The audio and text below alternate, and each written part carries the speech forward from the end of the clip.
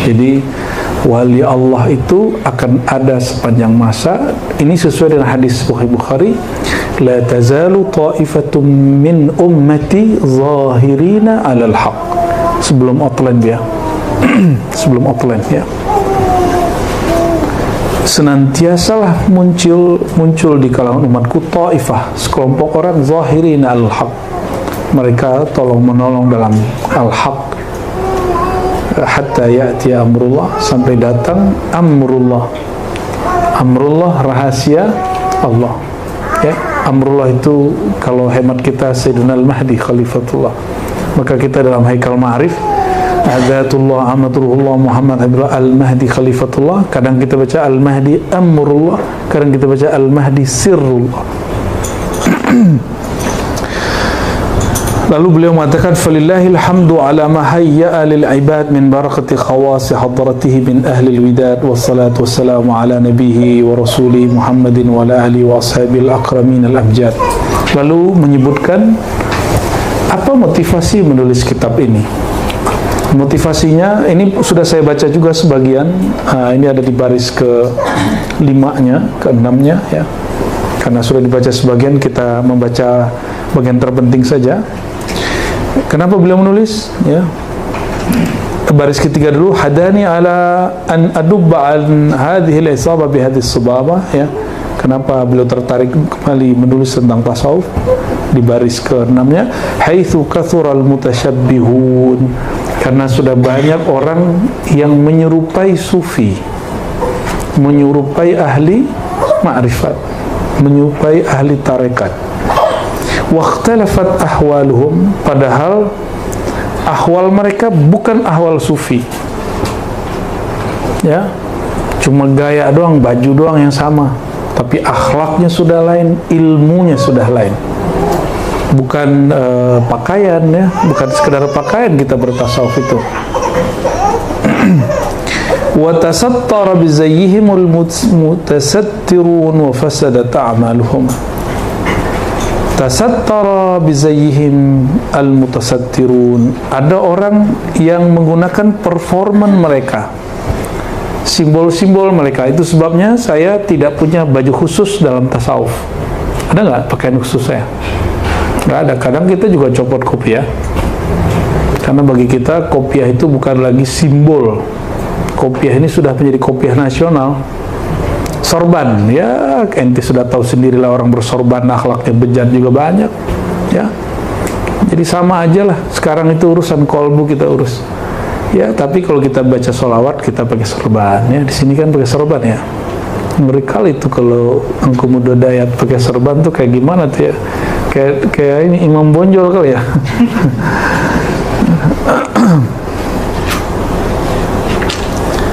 Utasattara bizaihim, menggunakan atau menutupi aib dengan cara berbaju dengan baju mereka. Wa fasadat a'malum, tapi amal mereka rusak. Wa sabaqa ila qalbin man la ya'rif usul salafihim su'uzzan. Asbab itulah banyak orang su'uzzan. Jadi muncullah orang su'uzzan. Maka kita tidak menggunakan pakaian tertentu untuk membuka kajian tasawuf. Pakaian kita sederhana aja, sunnah Nabi pakai rida, kita pakai rida. Tutup kepala kita tutup kepala seininya aja. Kadang pakai kita pakai gamis, kadang pakai serban, kadang ya sangat santai, nggak kaku. Kadang pakai baju batik, kadang baju kaos, kadang baju Ahok ya, baju apa tuh? Baju koko. Ya, kadang pakai baju Anies ya kan. Kadang pakai baju Jokowi kita ya, bebas lah, kita nggak ada masalah ya, karena baju itu nggak ada agamanya. Sama dengan musik tidak ada agamanya, seni itu nggak ada agamanya. Agama itu orang yang make ya. Wa kada la yaslam min waqi'atin fihim wa ta'nin. Jadi ternyata tuduhan terhadap para sufi tidak hanya hari ini.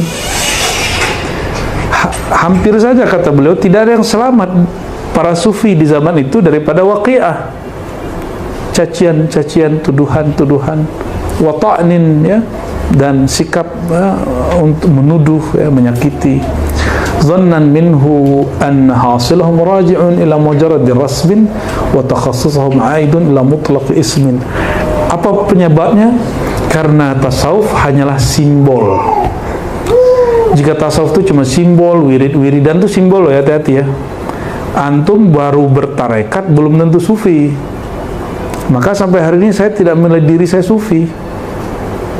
Sampai hari ini saya tidak memandang diri saya layak disebut sufi.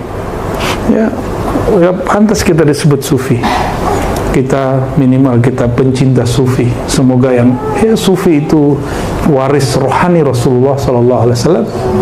Maka mencintai sufi dalam rumusan kita, cara mencintai kebatiniah Nabi Muhammad sallallahu alaihi wasallam. Jadi apa asbab kerusaknya nama tasawuf? Karena ada orang yang bukan sufi memakai simbol baju mereka, apalagi tasbih mereka, sanad-sanad tarekat mereka, dan juga apa? Simbol-simbol zikir mereka, simbol-simbol kajian tauhid mereka itu dipakai. Oleh karena itu, supaya ilmu ini tidak amburadul, mesti kembali membaca kitabnya langsung. Nah, kalau beliau menulis kitabnya, kita masa cuma baca doang nggak mau. Ya, oleh karena itu Al-Imam Abul Hasan Syazili menjadikan kitab ini wiridan. Jadi ngaji kitab ini wiridan loh ya. Jangan kirain kita nggak wiridan. Ini wirid apa? Wirid ilmu. Wirid ilmu, dan ini bagian dari taman-taman surgawi ya. Kita memohon kepada Allah, semoga Allah meluruskan kita semua. Apa kata beliau? Wa mimma hadarani fihi minan niat yang muncul dalam hatiku, an ukaththir sawadal qaum bil i'tiza' ila tariqihim. Memperbanyak ya sawadal qaum, mayoritasnya kaum sufi, bil i'tiza' ila tariqihim, dengan memunculkan thariqah jalan mereka, apa yang sebenarnya muncul dari ajaran mereka, atau wal isyarah ila ahwalihim, isyarat mengenai ahwal mereka. Wa qad warada man kaththara sawada qaumin fa huwa minhum. Lalu ada satu riwayat yang dinukil dari oleh Musuwardi dan juga ada oleh Imam Abu Ya'la, bahwa man kaththara sawada qaumin, siapa yang sering menceritakan hal-hal yang mayoritas atau dominan dari karakter satu kaum, fa huwa minhum, maka akan menjadi bagian dari mereka ya. Itu asbabnya kenapa di Ribat masih kita pertahankan kajian Sirah Nabawi dan Tabaqat Sufiyah. Karena kalau sering baca, sering dengar, minimal kita akan terinspirasi meniru sebagian. Gak 10 ya, 9-nya, 10-nya, 7-nya, atau minimal antum 1 aja ambil, oke. Ya, sudah dapat nurnya, insya Allah. Lalu beliau berdoa. Doa inilah yang membuat kitab ini sampai ke kita hari ini. Wa arju minallahil karim sihatan niyyah fi. Ya, aku memohon kepada Allah niat lurus. Kemarin narjemah Simti Durar niatnya apa? Niatnya karena Allah bukan? Oke, ya sudah, itulah.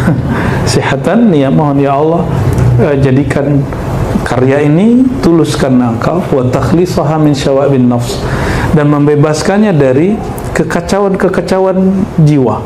Itu yang kita sebut nafsiyah. Jadi pada ruh itu ada keikhlasan, pada jiwa, pada nafs ada apa? Pamrih. Ya. Saya kalau nafsiyah ngajar, saya tersinggungan sama antum. Telat datang saya tersinggungan. Tapi kalau saya pakai husnun niyah, saya nggak ada masalah. Suluk, ngelanggar adab, kalau saya pakai nafsiyah, saya tersinggung. Ini udah doain tiap hari dulu, aja masih aja begitu, ngedumel sendiri. Lah guru kok ngedumel, ngapain jadi guru? Ya, maka guru-guru yang emosional itu enggak, dia harus bertasawuf. Nih siapa aja guru kiai, hati-hati. Antum ada yang mau jadi kiai kan, pemarah, suka gebrak meja, itu kan masa lalu aneh semua itu, ya. Makalah lempar gitu kan.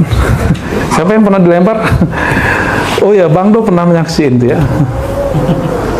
Ya, mohon maaf kalau pernah Anda mengalami itu ya. Dan semua itu berubah setelah saya bertalaki, bersohbah dengan para ahlullah, ya, orang-orang yang kolbunya bersama Allah yang Maha Latif. Ya. Jadi ternyata Nabi itu orang yang paling sering seharusnya makan hati, tapi beliau berbesar hati. Beda nggak? Pilih makan hati itu berbesar hati. Besar hati. Itu yang disebut fa'fu. Maka berilah maaf. Beri maaf itu bahasa kitanya, hendaklah kau berbesar hati. Kalau hati kita sebesar gunung, lalu ada paku ditancepin di kakinya, berasa nggak? Khair, ya? Kira-kira begitu. Nah, semoga apapun yang menghalangi kita di jalan Allah, Allah tarik kita dikembalikan ke jalannya. Amin ya rabbal alamin. Wa kullu ma fatahallahu ta'ala alayya fihi. Nah, ini coba lihat, nggak merasa sok pinter.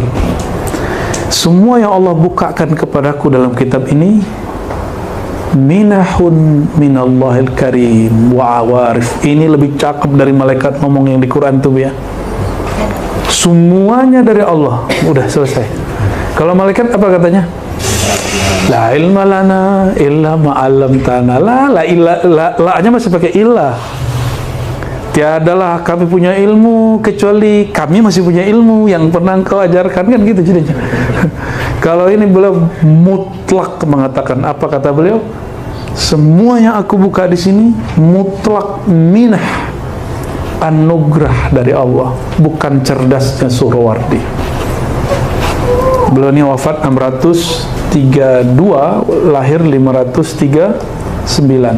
Imam Ghazali 505, berarti ini setelah Imam Ghazali, dan beliau jumpa dengan Imam Syekh Abdul Qadir Al-Jilani. Maka kullu Suhrawardi Qadiri, kullu khalwati Suhrawardi, wa kullu Suhrawardi Qadiri, wa kull, dan mereka punya jalur sendiri nanti. Suhrawardi punya jalur ke Abu Najib, Qadiri punya sendiri, tapi mereka sudah didapat sibghah Qadiriyah. Baik. Lalu beliau menulis outline. Jadi ternyata di masa ini sudah ada outline. Ini yang mempopulerkan Imam Ghazali, karena Ghazali itu master zaman itu, dan dia sudah mengadopsi banyak keilmuan dari luar, lalu disyahadatkan. Itu bahasa kita ya. Kalau bahasa ente mungkin disunat kali, kohar ya, disunat itu. Walhasil apa yang terjadi? Sistematika yang pernah ada di Yunani, di India, di Persia, itu kemudian menjadi diadopsi sebaik mungkin. Mana ada di Sahih Bukhari? Ada nggak di Sahih Bukhari outline? Ini ada outline. Outline kalau di kampus kan kita buat. Setelah nulis bab 1 pendahuluan, nanti ada sistematika, bab 1, bab 2, bab 3, bab 4, bab 5. Baru kita kemudian menulis pembahasannya. Betul nggak? Ya, itu mirip-mirip seperti itu. Mereka canggih, lebih canggih dari kita sekarang, ya. Jadi wajarlah kalau buku-buku mereka ini tak lekang dimakan zaman, ya. Alhamdulillah, dan kita terintisab, terhubung kepada mereka biiznillah. Setelah outline beliau mengatakan, jadi isi kitab ini 63 pokok ajaran Sufi yang merupakan ajaran kenabian. 63 pokok ajaran Sufi yang merupakan warisan kerohanian Nabi Muhammad SAW, dan ini diinspirasi dari umur Nabi Muhammad SAW 63. Oke. Fahadhil abwab taharrarat bi'aunillah. Semua bab ini tersusun dengan bantuan Allah, mencakup ala ba'di ulumi sufiyah wa ahwalim wa maqamatihim, mencakup ilmu para sufi, ahwal, maqam, adab, akhlak, garaib mawajidihim, hal-hal aneh yang muncul pada pengalaman spiritual mereka, haqa'iq, hakikat ma'rifat mereka, tauhid mereka, kehalusan isyarat mereka, dan kehalusan istilah, kerumitan istilah mereka. Jadi orang yang membaca kitab ini nggak mau membahas bab ini, membahas dari terminologinya, glosarinya, kata-kata kuncinya, silakan Anda akan salah faham baca kitab ini, ya. fa'ulumuhum kulluha inba an wujdan. Boleh dibaca wujdan ya. Ilmu mereka semuanya adalah pengkhabaran tentang apa yang didapat secara rohani, wa'tiza ila irfan ya, kembali kepada kearifan, kemakrifatan, wa dzauqun tahaqqaqa bisidqil hal, rasa yang terbukti karena hal yang jujur. Walam yafi bistifai kunhi sahirul maqal li'annaha mawahib rabbaniyah ya. Tapi perlu diingat, kata-kata tidak akan sanggup semuanya mengibaratkan kalam mereka ya. Li'annaha, kenapa? Li'annaha mawahib rabbaniyah, karena yang dialami para sufi itu anugerah mutlak dari Allah Subhanahu wa ta'ala. Sebutannya apa? Mawahib rabbaniyah. Maju lagi, maju.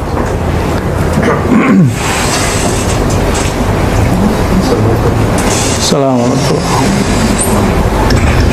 Wa manai haqqaniyah. Tuh, istilah haqqaniyah muncul nih, Datuk Dodo nih, yang tarekat haqqani nih. Haqqaniyah itu nisbat dari hak. Ya. Rabbani, orang yang mendekat kepada kerububian Allah disebut Rabbani. Orang yang bergantung kepada nama Allah As-Samad disebut As-Samadani. Imam Ghazali nulis begitu, sama mukharrijnya Said Imran yang dari Mesir, Darul Hadis, itu dikata-katain bu ya, la hatta Arabi Misri ma yafham hadha. Orang Mesir Arab nggak ngerti makna Samadani, taunya mungkin dia Masdani kali ya. Apa kata dia? Hadha hulul, hadha ittihad. Ya salam.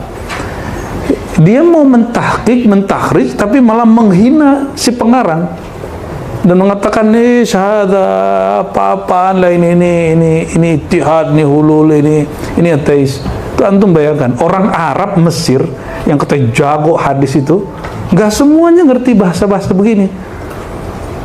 Itulah kehebatan sanad dan guru. Ya, kok bisa begitu? Wajar Utsman Dimyati pindah ke Syekh Umiyan Dimyati, Musnid Dunia di zamannya, dia dapat isyarat pindah ke Makkah. Di Makkah dia punya murid siapa? Syed Ahmad Zaini Dahlan Al-Makki.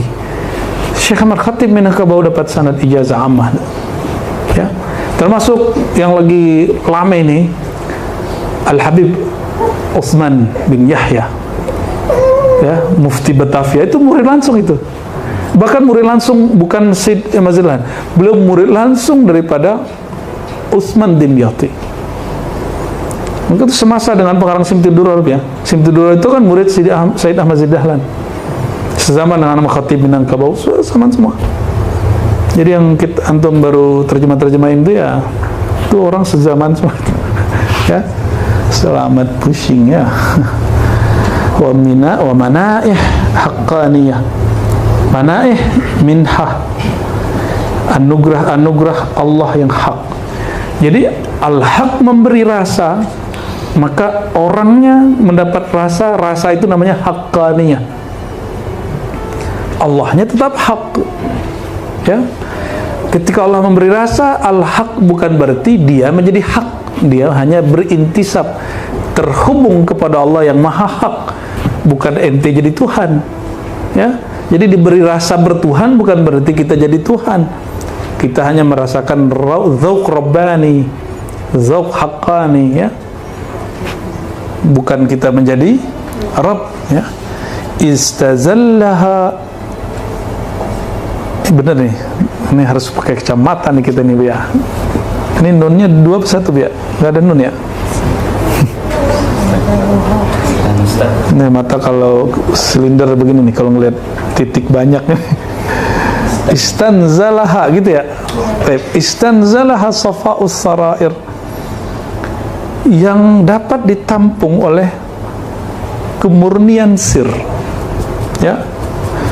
Jadi dalam kolbu ada sir itu yang kalau dia bening, dia dapat menampung daripada apa? Anugerah tadi. Kalau dia nggak bening, nampung nggak dia? maka jadi buyar lagi. Ya, jadi sebelum kita sebelum bertarekat apa ya, belajar makrifat ya, simpan dulu yang lain, jangan dicampur. Ilmu ini jangan dicampur-campur. Sekali dicampur tambah amburadul di dalam ya, kacau dia. Wa khulusud dhamair, dan kemurnian jiwa. Jiwanya harus dibersihin dulu. Oleh karenanya, kalau orang belajar hakikat, belajar zikir, tapi tazkiyatun nafsnya belum, sisi emosinya belum dibenerin, terus dia belajar ma'rifat, apa jadinya? Belajar hakikat, apa kata dia nanti? Yang nggak paham apa yang saya pahami, kafir, gitu jadinya. Akhirnya dia suka emosi dan menyalahkan orang yang beda dengan dia.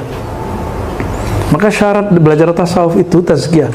Jadi tazkiyatun nafs yang ada di kalangan salafi, kita nggak perlu batalkan. Biarkanlah para salafi wahabi itu mengajarkan tazkiyatun nafs. Nanti mereka mentok-mentok sendiri, nanti mereka akan mencari di atasnya tazkiyatun nafs apa? Tahliyatun nafs. Setelah dibersihkan, dia harus dipakaikan baju. Itu pakaian baju maqamat. Makanya selevel Ibnu Qayyim, setelah dia belajar tazkiyatun nafs dari gurunya Ibnu Taimiyah, dia belajar maqamat. Maka dia menjadi pensyarah pengurai kitab Manazilus Sairin. Betul nggak? Ya, judul kitabnya apa? Madarijus Salikin. Tahapan-tahapan makom-makom para pesuluk tuba. Orang Wahabi baca begini gimana tuh? Ya, maka kita nggak perlu menolak Wahabi sekarang. Cukup mereka akan berhenti pada satu bab judulnya tazkiyatun nafs. Mereka malu nyebut tasawuf, nggak apa-apa, karena tazkiyatun nafs hanya satu bab dari tasawuf. Ya, nanti lama-lama juga akan bertasawuf sendiri. Lama-lama akan kembali kepada jalan ketasawufan, ya, insya Allah. Makanya saya udah nggak minat lagi tuh debat-debat dengan Wahabi, ya. Itu sebabnya kita doakan supaya Buya Yunal jangan tergoda dengan jalan kita yang ini. Nanti dia nggak mau lagi ngomong dalil, ya. Kita sisihin dikit saja ya, untuk rasa kita, semoga Allah tetap beri, amin. Fasta'sat bikunha 'ala al-isyara wa tafat 'ala al-ibara wa tahadat al-arwa bidalati at-tasha'um wal itilaf wa qira'at qaifa min bahril altaf. Ya, maka ini akan akan muncul dalam diri isyarat, ibarat, ya, dan akan muncul tasya'um dan iktilaf dan lain sebagainya. Lalu beliau mengatakan di ujung paragraf ini yang paling penting, waqad indarasa katsirun min daqiqi ulumihim, dan sungguh telah terjadi kemunduran kemerosotan pada kebanyakan ilmu para sufi. Ini dia ngomong abad ke-7. Ini versi dia lah ya. Ini boleh nggak sepakat kan? Boleh nggak? Ini versi dia lah ya. Kaman tamasa katsirun min haqa'iqi rusumihim. Karena sebagaimana simbol-simbol mereka juga terpalsukan. Waqad qala al-Junaid rahmatullah alaihi wa qaddasallahu sirrahu. Ini Junaid 3 abad sebelum dia. Apa kata Imam Junaid? Ilmuna hadza, ilmu kami ini, qad tuwiya bisatuhu mundu kadza sanah, ya, telah terlipat, artinya nggak hilang, hanya terlipat ilmunya pada tahun sekian. Wa nahnu natakallam fi hawashi, yang kita bicarakan hanya uraian pinggirannya. Ini namanya ilmu hawashi, katanya. Matanya sudah hilang. Ini pandangan ulama terdahulu. Wajar, kenapa? Buku-buku belum lengkap, sanad-sanad waktu itu masih sedang penuh dengan campuran dengan fitan azimah, ya. Kalau sekarang gimana? Ilmu sanad sudah lengkap, thariqat sudah muktabar, ya, thariqat sudah berdiri kuat. Sebenarnya untuk identifikasi ilmu ini apakah hilang atau tidak, itu mudah untuk verifikasinya, sangat mudah. Sebagaimana mau ngecek ilmu fikihnya benar nggak nih? Benarkah ini fikih Syafi'i? Gampang nggak? Bisa nggak ngecek? Ada orang buka kitab judulnya fikih sunnah, cek itu fikih apa? bukan Syafi'i, bukan Hanafi, bukan Maliki, bukan Hanbali. Ternyata dia lintas mazhab. Oke, kitab Zubat itu apa? Syafi'i. Kok tahu? Emang dia bilang kan? Ya, I'anatul Talibin, syarah daripada bukunya Malibari. Ya, kok tahu? Kok dia ngeklaim ini loh mazhab Syafi'i? Antum verifikasinya pakai apa? Sudah ada qawaid dari mazhab Syafi'i, sudah ada manhajnya, maka verifikasinya cukup ke manhaj Syafi'i kayak gimana. Kok orang ngaku-ngaku ini mazhab Syafi'i? Oke. Kalau orang ngaku ini tasawuf salaf, tasawuf Junaid, gimana cara verifikasinya? Cek aja. Ya. Dan ternyata banyak hari ini orang ngaku, kita kan nyebut manhaj kita Junaid, Ghazali, Syazili, gitu kan? Manhaj Junaid itu sudah dirapikan oleh Ghazali. Maka kalau ingin ikut manhaj Junaid, ikutilah manhaj Imam Ghazali. Coba cek mereka hari ini berbicara ma'rifat, berbicara hakikat, bicara thariqah. Sesuai nggak dengan manhaj Ghazali? Sudah jelas. Ya. Kita kalau diajak baik-baik ngobrol itu kita mau, tapi kalau niat mereka nggak benar, cara ngundangnya nggak benar, kita nggak mau juga. Ya, tapi nanti akan ada masa, Bu ya, itu kita akan terima perdebatan terbuka itu, tapi dengan cara baik. Jatmannya dibenerin dulu, ya. Jatmannya jangan dipolitisasi dong, ya. Emang ente doang yang punya jatman, ya. Kita juga pengurus tempat lain nih kan. dulu abis itu udah nggak lagi. Alhamdulillah Bu ya, kita sudah mulai aktifkan Bu ya Dewan Thariqat. Kelamaan ini ya, yang dari pusat kita kembalikan lagi sama tempat munculnya. Ya, di tempat munculnya sudah kita aktifkan lagi, tinggal nanti koordinasi lah dengan ya. Kalau yang di PB itu struktural orangnya. Kalau yang di kampung itu mursyidnya langsung. Di tempat dulu, di negeri yang dulu dia lahir ya. Terserah disepakati atau tidak lah itu ya. Wa bada hadzal qaul minhum fi waqtihi ma'a qurbil ahdi bil salaf. Bayangkan kata beliau nih, kalimat begini muncul padahal zaman beliau dengan salaf. Itu beliau zaman salaf. Wa salih tabi'in, masanya dekat dengan tabi'in. Fa kaifa bina dzalika ma'budil ahad. Terus gimana dengan kita sekarang? Ya, wa qillatil ulama zahidin, sedikit sekali ulama yang zuhud wal arifin, dan orang-orang yang arif bihaqaqi ulumuddin ya.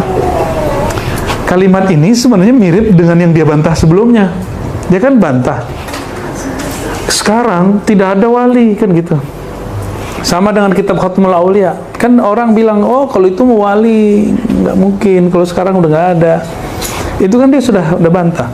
Ilmu ini akan senantiasa ada setiap zaman. Jadi cara mengembalikan, menghibur diri, ini kan bagian dari ketawaduan dari beliau. Gimana cara balikinnya? Balikin aja ke halaman 154. La yazalu fi kulli asrin wa zaman minhum ulama qaimuna bil haqq. Udah selesai dah.